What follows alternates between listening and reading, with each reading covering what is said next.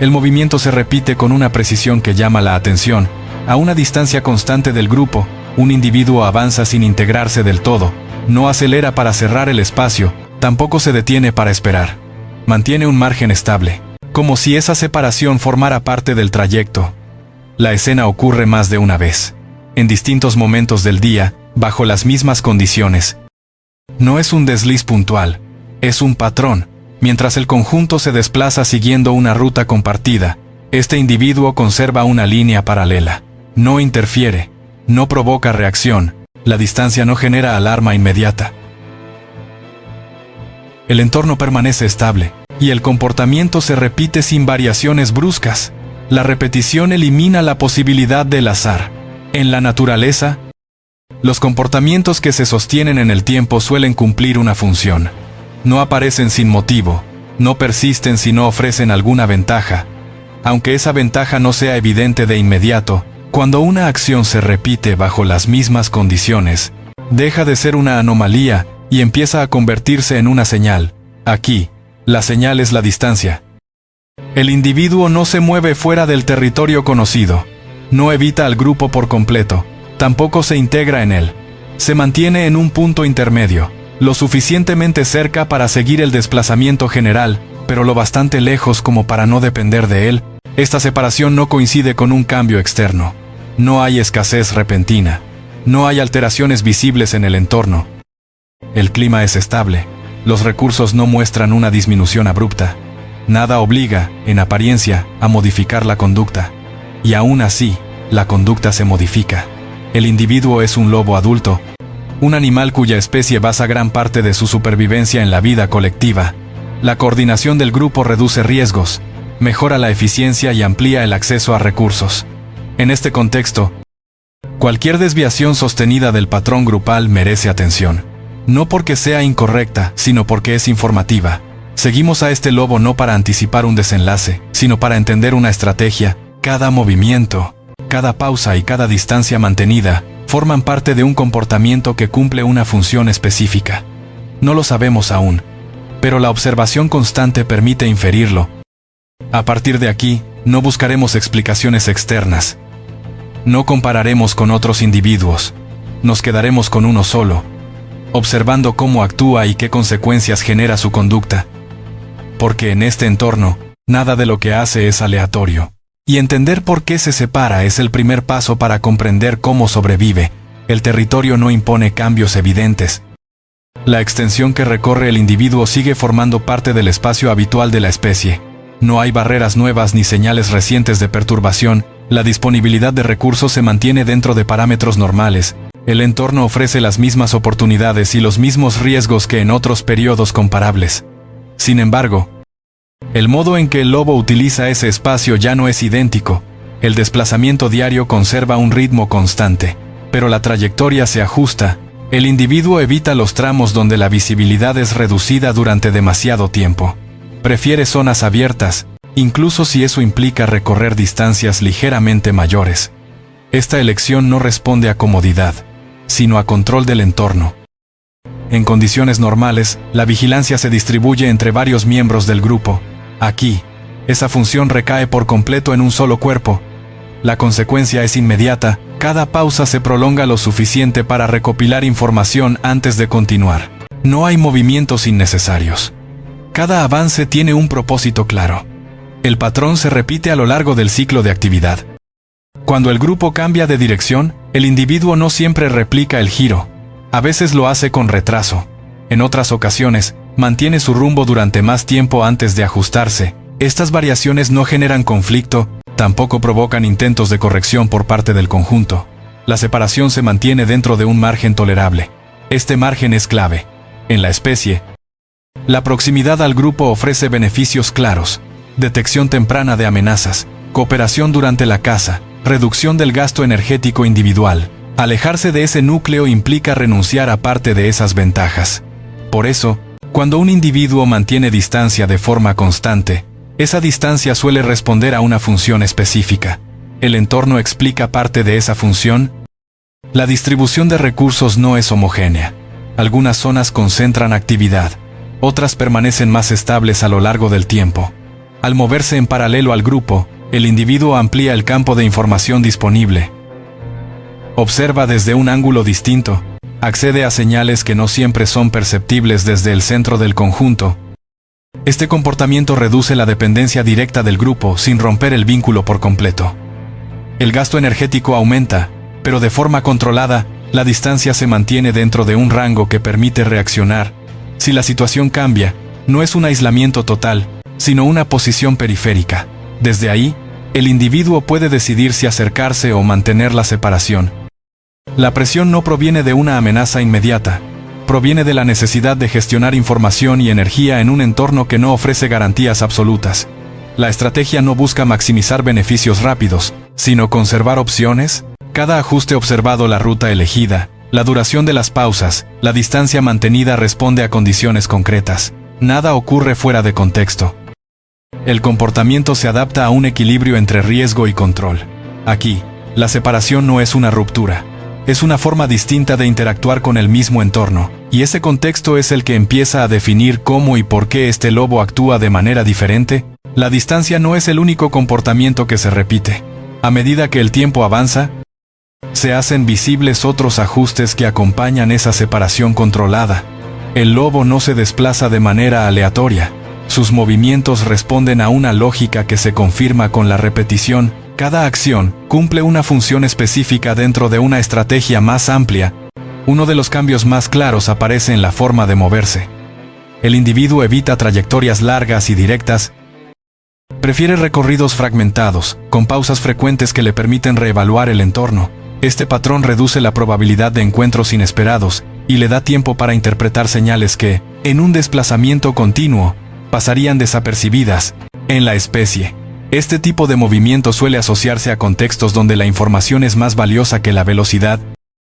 La gestión de la energía también se modifica.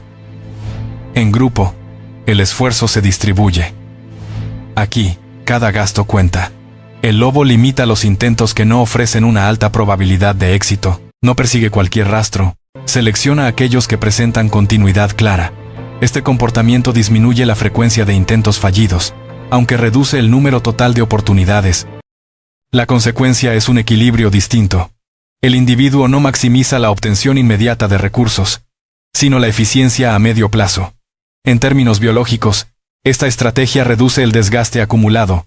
Menos intentos fallidos significan menos energía perdida y menor exposición a riesgos innecesarios. Otra estrategia se manifiesta en la relación con el entorno. El lobo utiliza elementos del terreno como cobertura de forma más constante que cuando se desplaza en grupo. Líneas de vegetación, desniveles y zonas de transición se convierten en puntos de observación. Desde ahí, el individuo puede evaluar movimientos lejanos sin hacerse visible.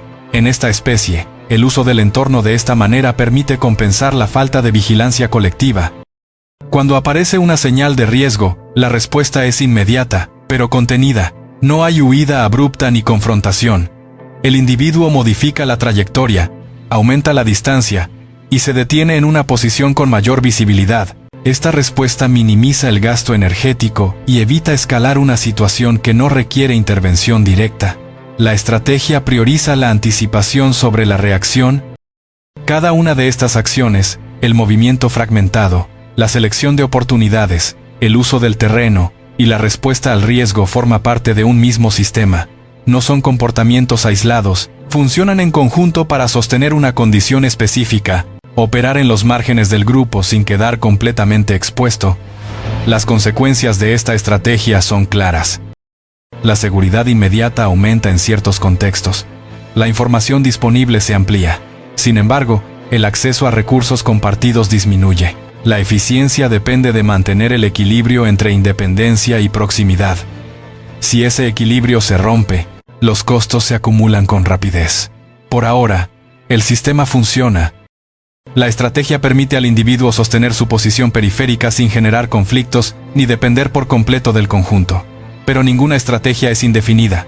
Su eficacia está limitada por el entorno, el tiempo y la energía disponible. Y esos límites empiezan a hacerse visibles. Ninguna estrategia se mantiene sin costo.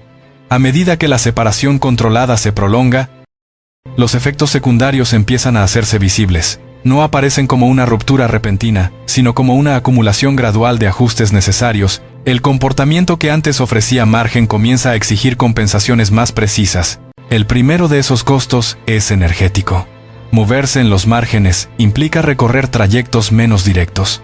Las pausas frecuentes reducen el gasto inmediato, pero alargan el tiempo total de actividad. El balance se vuelve más estrecho. Lo que se ahorra en intentos fallidos se invierte en vigilancia constante. En la especie, este tipo de intercambio solo es viable durante periodos limitados. La información, que antes era una ventaja, también tiene un precio. Observar desde una posición periférica amplía el campo visual, pero reduce la capacidad de respuesta colectiva. Ante un cambio brusco, el individuo depende exclusivamente de su propia detección y de su propio desplazamiento. La distancia que antes protegía ahora puede retrasar el acceso a recursos compartidos o a rutas más seguras. El entorno no siempre ofrece condiciones estables. Cuando la visibilidad disminuye o el terreno se vuelve más complejo, la estrategia exige modificaciones. El lobo reduce aún más el radio de acción, repite rutas conocidas, limita la exploración. Este ajuste no aumenta los beneficios, pero evita pérdidas mayores. Es una adaptación defensiva. Aparecen errores posibles, una evaluación tardía, un rastro interpretado con exceso de cautela, una pausa demasiado prolongada. Ninguno de estos fallos es crítico por sí solo, pero juntos incrementan el desgaste.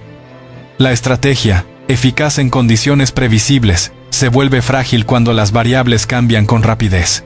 La respuesta no es abandonar el patrón, sino ajustarlo. El individuo acorta los periodos de separación. En ciertos momentos, reduce la distancia y se aproxima más al grupo, no para reintegrarse por completo, sino para recuperar margen.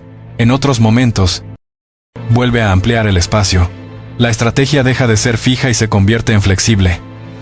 Este ajuste continuo es clave. En términos adaptativos, no se trata de elegir entre grupo o aislamiento, sino de regular la posición en función de los costos actuales. El comportamiento observado no es una solución definitiva, sino una herramienta que se activa y se modula según el contexto. El resultado no es una mejora clara ni un deterioro evidente. Es un estado de equilibrio inestable. Funciona mientras las condiciones lo permiten. Exige atención constante y capacidad de corrección. No ofrece garantías a largo plazo, pero evita riesgos inmediatos mayores. Aquí se hacen visibles los límites reales del comportamiento. Separarse del grupo puede aportar control e información, pero también reduce el margen de error. La estrategia solo es viable mientras el individuo pueda adaptarse con rapidez a los cambios del entorno. Y ese margen, como todo en la naturaleza, no es infinito. A lo largo de este periodo, el comportamiento del individuo ha seguido una lógica coherente.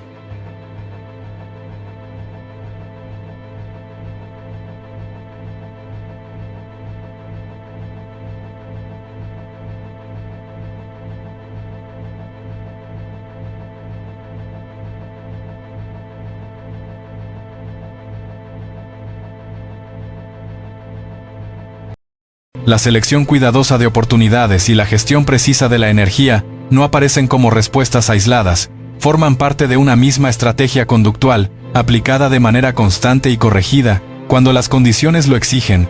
Este lobo no actúa fuera de la norma por azar, tampoco representa una ruptura con la especie. Lo que observamos es una variación dentro de un sistema flexible, capaz de generar respuestas distintas ante un mismo entorno. La vida en grupo sigue siendo una ventaja central para la especie, pero no es una solución uniforme para todos los individuos en todo momento. El comportamiento periférico ofrece beneficios claros, mayor control de la información, reducción de ciertos riesgos inmediatos y capacidad de ajuste rápido. Al mismo tiempo, impone costos reales, mayor gasto energético, menor acceso a recursos compartidos y una dependencia total de la propia detección ante cualquier cambio. Nada de esto convierte la estrategia en correcta o incorrecta. En biología, comprender un comportamiento no implica juzgarlo. Implica reconocer su función, sus límites y las condiciones bajo las cuales resulta viable.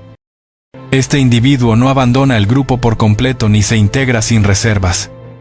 Regula su posición según el equilibrio entre riesgo y control que el entorno le permite sostener. La historia no ofrece una conclusión cerrada. Mañana, la estrategia puede dejar de funcionar. O puede ajustarse una vez más. La supervivencia no se basa en decisiones definitivas, sino en la capacidad de modificar el comportamiento antes de que el margen desaparezca. Lo que queda claro es esto: seguir al grupo no siempre es la única opción, y separarse no siempre implica ruptura. Ahora, la observación queda abierta. ¿Qué comportamiento te pareció más determinante para la supervivencia de este lobo? ¿Crees que esta estrategia seguiría funcionando si el entorno cambiara de forma brusca? Comprender no es simplificar, es aceptar que la adaptación rara vez tiene una sola forma.